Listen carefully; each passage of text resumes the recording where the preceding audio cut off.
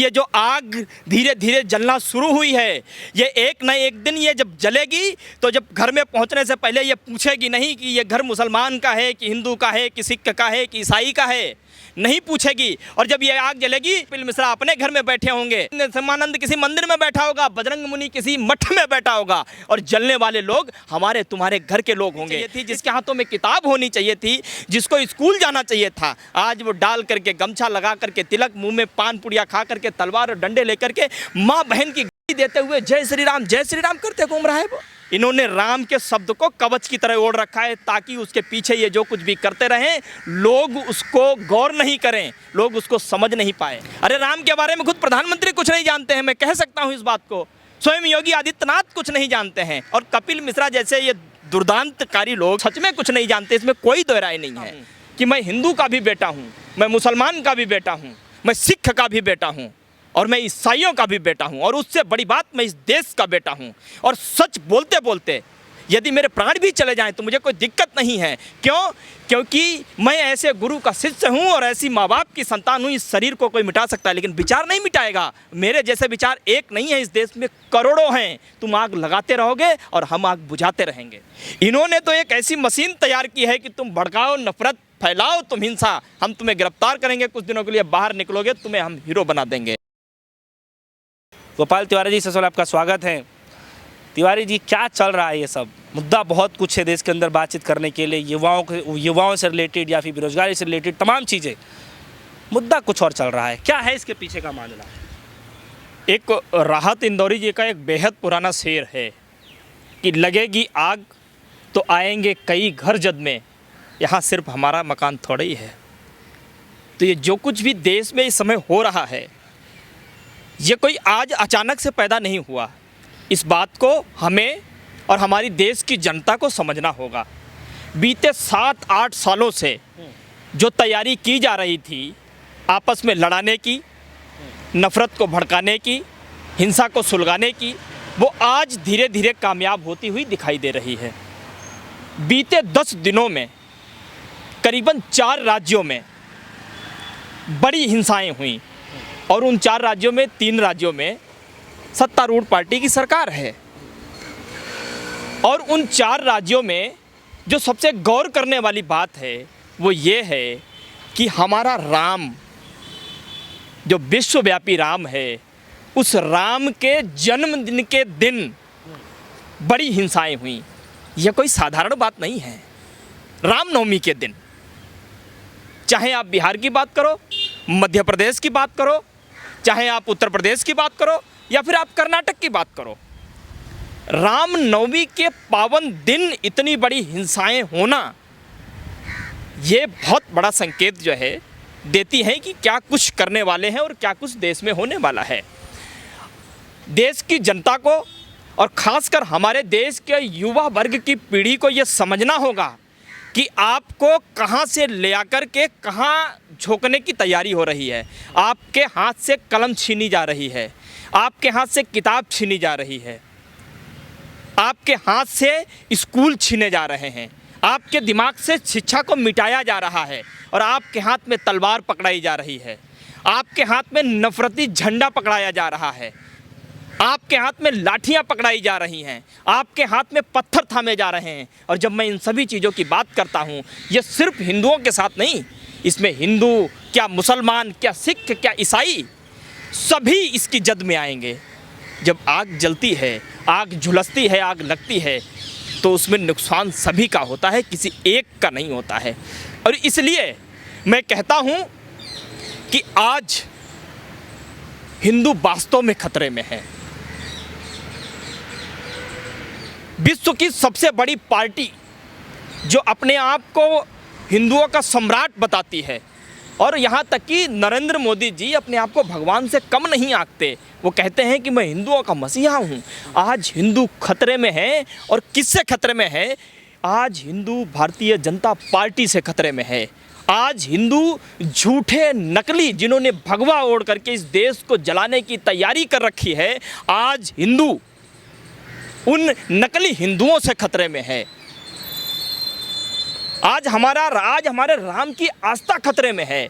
अरे हमारे राम का नाम आज से पहले जब कोई लेता था तो क्या भाव अंदर से पैदा होते थे। आज जब वो जय श्री राम बोलता है तो उसको लगता है कि जय श्री राम बोलने से पहले हमको गाली देनी है, बोलने के बाद गाली देनी है, किसी का सर फोड़ देना है। और वो सर जब फोड़ने की बात करता है तो ये देख करके नहीं फोड़ता है कि वो मुसलमान है कि वो हिंदू है। और इसका जीता जाता उदाहरण है नोएडा में न्यूज़ 18 के एक प्रमुख न्यूज़ में काम करने वाले, उनका नाम तस्लीम नहीं है, उनका नाम अनवर नहीं है, उनका नाम शौकत नहीं है, उनका नाम है सौरभ शर्मा। और इतना ही नहीं, जब इतना होता है तो उनकी जब पत्नी आती है वहाँ पर, सौरभ शर्मा जी की, उनकी पत्नी के साथ भी अभद्रता की जाती है। ध्यान देने की बात है, गौर करने की बात है कि यदि वो सौरभ शर्मा की जगह कोई अनवर होता, सलीम होता, बाबर होता तो फिर क्या होता। गोपाल तिवारी जी, अब इसी से रिलेटेड मेरा सवाल है। बहुत बार हमने भी सुना है, आपने भी सुना होगा कि राम राज्य बनाने की कोशिश की जा रही है, राम राज्य ला देंगे, राम राज्य आ गया है, इस तरीके के तमाम सवाल। क्या यही राम राज्य रह गया है? क्या यही सब देखने को रह गया है अब सब कुछ, कि हिंदुओं के ऊपर अत्याचार किए जा रहे हैं, चाहे हिंदू मुसलमानों के ऊपर अत्याचार कर रहे हैं, चाहे मुसलमान हिंदुओं के ऊपर अत्याचार कर रहे हैं? क्या इसी राम राज्य को लाने की कल्पना की जा रही थी? कोई भी गलती करे, लेकिन इतनी दहशत भावना किसी के अंदर, किसी मनुष्य के अंदर आ कैसे गई? देखिए, जब हम राम राज्य की बात करते हैं तो हमें सबसे पहले ये समझना होगा कि राम राज्य आखिर क्या है। हमारा जो राम है वो लोगों को जोड़ने की बात करता था, सर्वधर्म समभाव की बात करता था, वसुदैव कुटुंबकम की बात करता था। अरे वो स्त्री के सम्मान में 14 वर्ष की यात्रा की उसने, स्त्री के सम्मान में रावण जैसे दुराचारी से लड़ा वो, स्त्री की मान मर्यादा, स्त्री के सम्मान की रक्षा करने के लिए स्वयं उसने अपनी पत्नी का त्याग किया ताकि स्त्री के ऊपर कोई लांछन ना आए। राम जी ने अपनी पत्नी का नहीं, एक स्त्री का त्याग किया ताकि उसकी मर्यादा छिन्न भिन्न नहीं हो।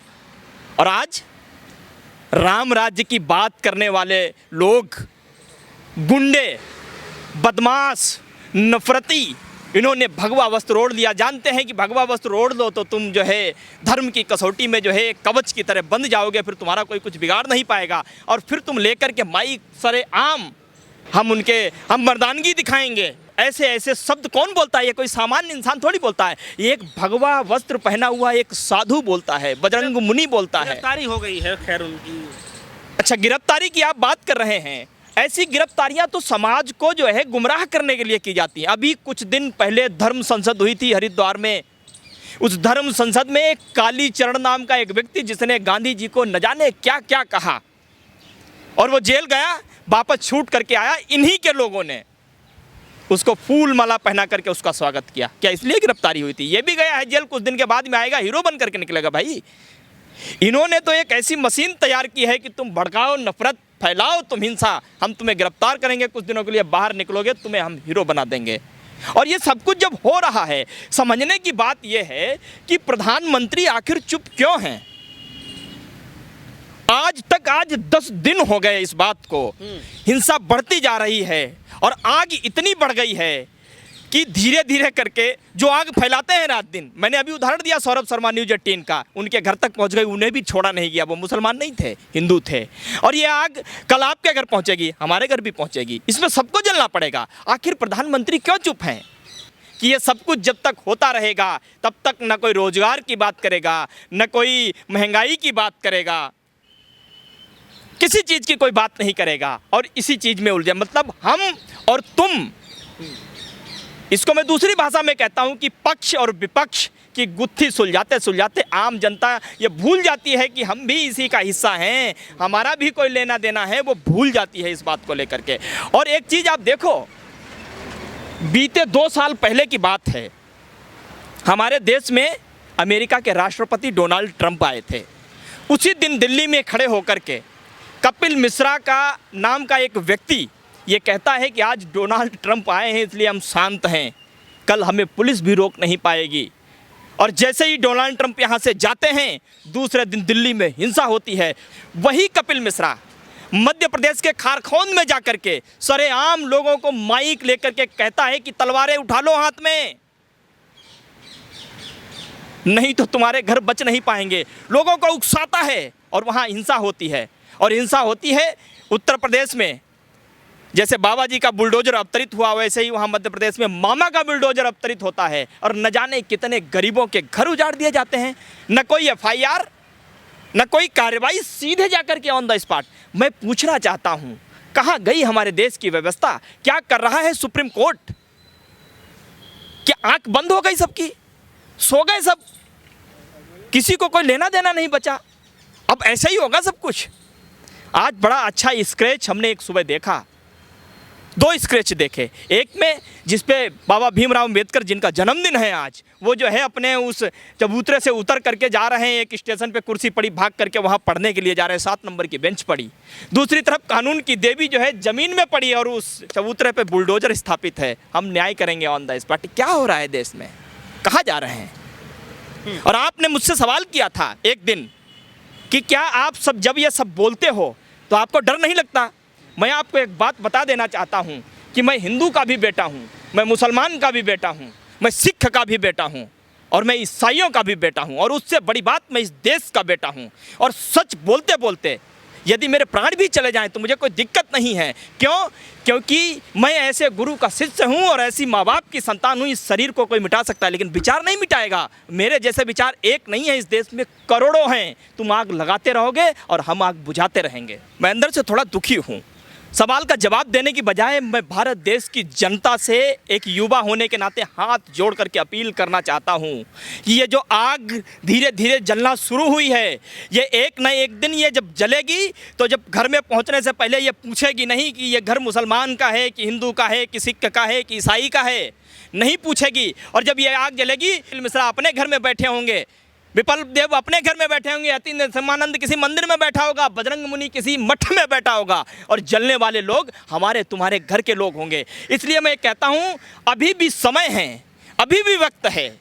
आप कल्पना करके देखो, जो भीड़ पूरी तरीके से हिंसक का रूप ले चुकी है, जिसके हाथों में कलम होनी चाहिए थी, जिसके हाथों में किताब होनी चाहिए थी, जिसको स्कूल जाना चाहिए था, आज वो डाल करके गमछा लगा करके, तिलक, मुंह में पान पुड़िया खा करके, तलवार और डंडे लेकर के माँ बहन की कहते हुए जय श्री राम करते घूम रहा है वो।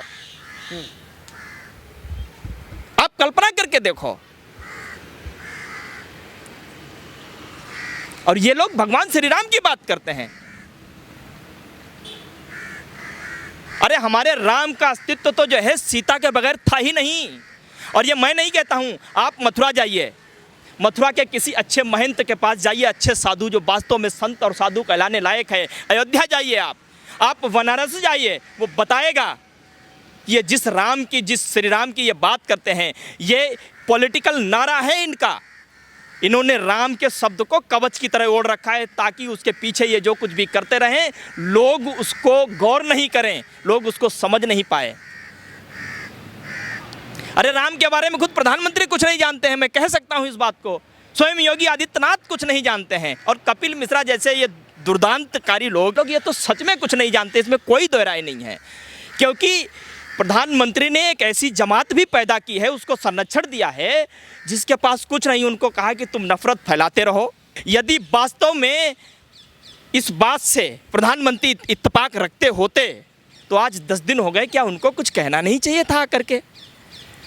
आज आप मुझे बताओ, ये देश को समझना पड़ेगा कि एक कश्मीर फाइल्स जैसी एक फिल्म आती है और एक ऐसा व्यक्ति लेकर के आता है, विवेक अग्निहोत्री, जो उससे पहले हिंदुस्तान की देवी और देवताओं पर न जाने कैसे कैसे कमेंट करता है। आप खोल करके उसका ट्विटर देख सकते हो, मैं नहीं कह रहा हूं। प्रधानमंत्री जी उसका प्रमोशन करते हैं। मैं पूछना चाहता हूं प्रधानमंत्री जी, जब कोरोना जैसी विभीषिका हमारे देश में थी, 2 साल के लिए स्कूल बंद थे, बच्चों के हाथ में कलम नहीं थी, कॉपी नहीं थी, स्कूल तो थे ही नहीं, उस समय क्यों नहीं आपने किसी डायरेक्टर से कहा कि कम से कम 20, 30, 50 लोगों का एक पैनलिस्ट बैठाओ, अच्छा टीचर बुलाओ और मेन स्ट्रीम की फिल्म एक बनवा दो, 3 घंटे की लगातार टीवी पे लाइव कर दो, बच्चे क्लास घर बैठे पढ़ें?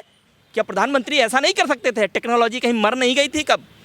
आपको इस बात को समझना होगा कि आप कहाँ से ले जाकर के कहाँ लेकर के जा रहे हो। और आपने कहा, ये बात करते हैं कि 5 मिलियन ट्रिलियन इकोनॉमी की रफ्तार से हम देश को आगे, अरे ले जाओ आप, मैं कहाँ मना कर रहा हूँ, लेकिन आपकी 5 ट्रिलियन की इकोनॉमी की रफ्तार इतनी तेज़ थी, प्रधानमंत्री जी विकास की गाड़ी इतनी रफ्तार से रेलगाड़ी दौड़ाई, इतनी रफ्तार से दौड़ाई कि वर्ल्ड बैंक की जो पटरी थी वो इसका बोझ सहन नहीं कर सकी, उसने उतार दिया नीचे। आज की खबर है, आप उठा करके देख लो, किस विकास की आप बात करते हो। चलिए, बहुत बहुत शुक्रिया। तो ये रहे हमारे साथ गोपाल तिवारी जी, जिन्होंने अपना बेशकीमती समय दे करके जो है इस मुद्दे पे बातचीत करना चाहा और बखूबी इन्होंने बहुत कुछ बताया भी, समझाया भी। फिलहाल के इतना ही, जुड़े हमारे साथ देखते रहिए न्यूज़। धन्यवाद।